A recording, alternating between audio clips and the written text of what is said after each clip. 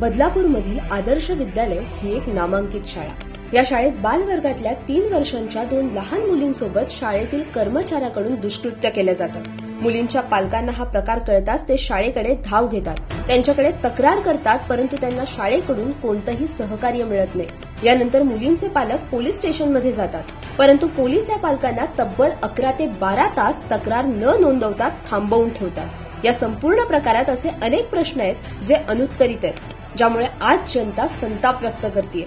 शाळेला या घटनेची माहिती मिळून सुद्धा त्यांनी तक्रार पोलीस स्टेशनला का नोंदवली नाही? नेमके या घटनेदरम्यानच शाळेचे सीसीटीव्ही बंद कसे काय पडले? पोलिसांनी केवळ एकाच पीडितेची तक्रार का नोंदवली?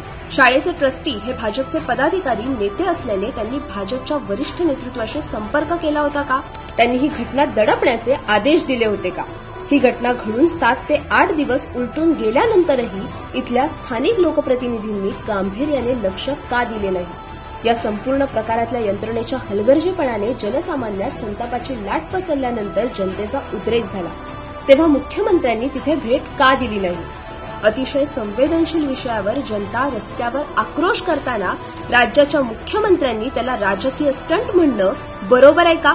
अशी पाशवी अमानवी घटना घडल्यानंतर जेव्हा जनता निषेध नोंदवते तेव्हा उलट त्यांच्यावरच लाठीचार्ज करून गुन्हे नोंदवणे योग्य आहे का?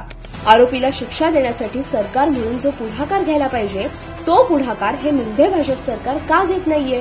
तेव्हा खरंच हे सरकार आपल्या लेकीबाळींप्रती संवेदनशील आहे का?